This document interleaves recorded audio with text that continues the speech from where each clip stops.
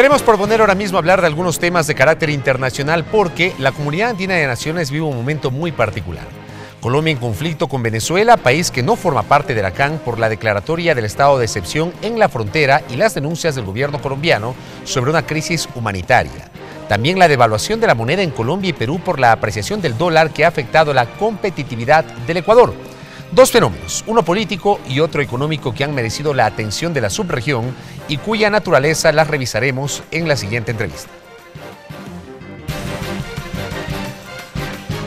Patricio Zambrano, sociólogo con estudios en Francia y conocimiento en comercio internacional, parlamentario andino por Ecuador, vicepresidente del Parlamento andino. Señor Zambrano, bienvenido a la televisión legislativa, qué gusto que nos acompañe. Gracias, para mí siempre será un placer estar con ustedes. Antes de hablar de estos temas de interés regional, sin duda, comentar algo sobre esta reciente designación como vicepresidente del Parlamento andino, que decíamos ya fuera de cámara, no es la primera vez. Bueno, tuve el encargo de mis compañeros de ser el vicepresidente del Parlamento andino aquí en Ecuador, el presidente, y a nivel regional el vicepresidente. Lo asumimos con toda madurez, con toda tranquilidad, y esperemos que el trabajo que se venga realizando y que podamos realizar en conjunto con todos los compañeros que son parlamentarios vaya en beneficio de la subregión, pero sobre todo en beneficio de los ciudadanos. ¿Esa designación cómo abonará para que en este organismo de carácter subregional se pueda escuchar la voz, las propuestas, las preocupaciones del Estado ecuatoriano? Bueno, nosotros lo que hemos hecho, más que presentar propuestas de cada uno de los estados o cada uno de los países, lo que buscamos es que se genere un espacio de debate en el cual nosotros, como parlamentarios representativos de toda la región, impulsemos temáticas conjuntas, es decir, estamos trabajando leyes marcos que lo que nos permita es generar propuestas que vayan a las legislaciones nacionales y que sean asumidas. Hemos entregado ya a la legislatura en Ecuador una propuesta de ley de movilidad humana, que es una temática que ya se está tratando internamente aquí en la Asamblea. Estamos haciendo una propuesta también de ley energética, que es una ley marco también. Estamos haciendo otra propuesta sobre educación superior y sobre los títulos universitarios en nuestra región, para que sean reconocidos una vez que las universidades sean catalogadas por sí mismas como de excelencia. Nosotros esperemos que ya no se necesite la homologación de títulos, sino directamente el reconocimiento de los títulos en cada uno de nuestros países, así como se reconoce la libre circulación en nuestros territorios. Tratándose de leyes marco, entonces la Asamblea Nacional las adoptaría, de ser el caso, como insumos ya para la construcción de legislación en estas materias. Nuestra idea es justamente esa, es hacer propuestas que lo que permitan es que la Asamblea Nacional tenga insumos que generen las legislaciones particulares, en este caso en cada uno de los países. Entonces lo que nosotros estamos viendo es cuáles son las temáticas que se abordan regionalmente, y a través de esas temáticas estamos tratando de hacer la propuesta para que sean estudiadas en las legislaturas de cada uno de los países. Vuelvo a insistir, creemos que hay grandes temas que son comunes a nuestra área andina: el patrimonio cultural, la educación superior, la movilidad. Entonces esas son las propuestas que nosotros estamos generando desde el Parlamento andino. Al no ser nosotros un parlamento que tenga vinculación, es decir, que nuestras propuestas sean vinculantes en cada uno de los países, lo que hacemos es crear insumos que permitan a las legislaciones en cada uno de nuestros países de basarse en esas para la elaboración de la legislación propia. Usted nos está hablando justamente de una serie de propuestas que están elaborando, pero claro, esta instancia también es, digamos, un foro de debate sobre los temas que interesan a la subregión, incluso los temas políticos y los temas económicos.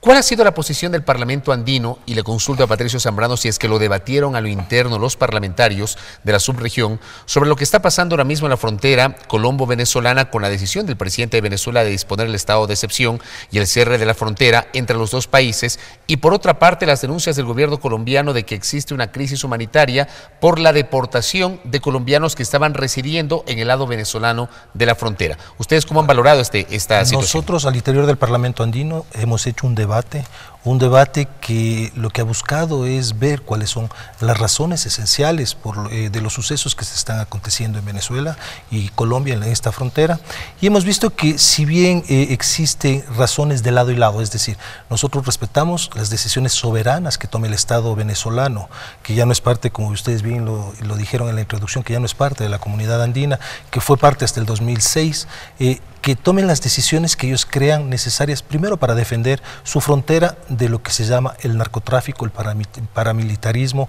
o el contrabando, que ellos lo exprimen dentro de las resoluciones por las cuales tomaron esta decisión. Y segundo, lo que nosotros vemos también es que si bien ellos pueden tomar estas decisiones, tenemos que precautelar muchísimo los seres humanos. Entonces nosotros en el Parlamento andino, después de un gran debate, que tuvo lleno de contenidos fuertes en cada una de las presentaciones, resolvimos hacer un llamado a nuestros presidentes de Venezuela y de Colombia para que discutan, debatan y lleguen a una solución rápida para este conflicto. Asimismo siempre, y lo hemos hecho siempre, hacer un llamado para que se respeten y se vigilen los derechos humanos. Es decir, que si bien Venezuela tiene el derecho de sacar a los hermanos colombianos que viven en situación irregular en el país hermano, ellos tienen que respetarse todos los derechos humanos. Entonces nosotros lo que hicimos dentro de nuestro debate fue el llamar a que se respeten estos derechos humanos y a que se formule lo más rápido los diálogos necesarios para que esta situación no se dé. Venezuela nos decía que es muy problemático el hecho de que ellos tengan una gasolina tan barato y que el contrabando del combustible sea muy fuerte, porque no nos olvidemos que la diferencia del precio del galón creo que está en 6 centavos en Venezuela el galón de dólar, y que en Colombia vale casi 2.80 el galón. Entonces esas diferencias ha permitido que haya mucho contrabando. Pero no se pone a pensar también en lo que pasa en la realidad que, por ejemplo, tenemos ahora mismo en la frontera ecuatoriano-colombiana, donde también, por ejemplo, hay contrabando de gas. Por supuesto. Cuando aquí el gas, el precio oficial es $1.60 y me parece que en Colombia supera los $10. Casi a $12, pero por supuesto. Existe el contrabando. Entonces es una de las medidas paliativas que ha tomado el Estado venezolano para proteger su economía. Mismo vuelvo a insistir que afecta a cientos de hermanos colombianos, que nosotros estamos muy vigilantes a lo que está sucediendo, pero por supuesto son medidas paliativas que tiene Venezuela el derecho a hacerlas. Es acá como nosotros lo que hemos hecho es poner medidas sustitutivas para arancelarias con respecto al ingreso de los productos. Entonces nosotros lo que hacemos es generamos unas salvaguardias que lo que nos permite es cobrar mayor impuesto sobre el ingreso de cierta cantidad de productos hacia nuestro país. Y siempre vamos a ver que va a haber contrabando en las fronteras. Por lo general, las ciudades de fronteras viven muchas veces del contrabando. No existe una realidad nacional que les permita identificarse como propios, sino que son ciudadanos de fronteras. Entonces, el caminar muchas veces de un país a otro solamente es una calle, como es en el caso con Perú, como todos sabemos. En Perú, para ir a Perú tenemos que cruzar una calle y ya estamos en Perú. Acá tenemos que cruzar un puente con Colombia y ya estamos en el hermano país. Entonces, Ecuador genera un tipo de medidas que en base a estas medidas protege o trata de proteger su economía. Y Venezuela ha visto que estaba teniendo muchos problemas con el contrabando, una política económica que no les servía a ellos, y entonces por eso pusieron estas medidas que ha generado, por supuesto, un conflicto, y que esperemos, volvemos a insistir, que los dos presidentes se reúnan lo más rápido posible con el único objetivo de que esto pare y que sean los ciudadanos los que puedan ganar dentro de esta disputa. Ahora, si bien es cierto, y como usted ha mencionado, cada estado, cada país tiene sus razones y tiene el derecho de proceder conforme considere, no violentando precisamente derechos humanos y demás, como se ha manifestado, ¿cómo entender estas decisiones adoptadas, más todavía cuando en los últimos tiempos se ha hecho énfasis de la necesidad de esta integración regional, de fortalecer la integración regional? Bueno, yo creo que el fortalecimiento de la integración va en varios pasos. No nos olvidemos que la propuesta de integración, una de las más antiguas, es la propuesta europea, que nace con la unidad entre Alemania y Francia, la unidad del acero y del carbón durante los años 50. Casi 50 años después de tomar estas medidas se genera una verdadera propuesta de unidad regional, en este caso con la participación en la parte de la eurozona, en la parte de la Europa, de la actual Europa, en la cual están 28 países. Entonces América Latina está construyendo su sistema de integración y tenemos varias propuestas que nos están entregando para que ese sistema de integración se vaya generando. Tenemos por un lado una propuesta que ya ha nacido en el sistema comercial, que está durante casi 40 años funcionando, que es la Comunidad Andina. Por otro lado tenemos una propuesta política que ha nacido desde varios países, desde el ejercicio de sus administraciones, como es el sistema ALBA. El sistema ALBA, después de una unidad general del conglomerado de las naciones sudamericanas, que es la UNASUR, tenemos la participación como foro paralelo paralelo a lo que siempre nosotros creímos que era necesario, que es la CELAC, un foro paralelo a lo que sería la OEA, que siempre decíamos nosotros que tiene un patrón propio. Y hemos visto que dentro del conflicto colombo-venezolano, la OEA, si bien ha querido mediar por petición de Colombia, los votos no han permitido que eso suceda. Entonces han tenido 16 votos a favor por la mediación de la OEA, el debate al interior de la OEA, 17 votos, 11 votos abstención, 5 en contra. Y hemos visto que ahí ya no ha estado la línea ideológica la que ha predominado, porque hemos visto que ha votado Argentina, Chile, Uruguay, en propuesta de que se debata al interior de la OEA. Sí, pero mi pregunta iba más en el sentido de, ¿no habían otras salidas de pronto? Yo creo que las decisiones muchas veces afectan la relación entre los países, pero no la integración. Okay. ¿Por qué la relación entre los países? Nosotros en el 2008 sufrimos una agresión por el entonces presidente de Colombia, el señor Uribe Vélez. Y nosotros al sufrir este vejamen, al sufrir esta invasión, por decirlo así, tuvimos que tomar medidas específicas en las relaciones internacionales, como es el llamado de los embajadores a consulta. Después de muchos años tuvimos que ir recreando esa relación recíproca y recreando esa unidad y volver a poner embajadores. Pero ¿qué es lo que pasó con la integración? Mientras tanto, la integración siguió funcionando.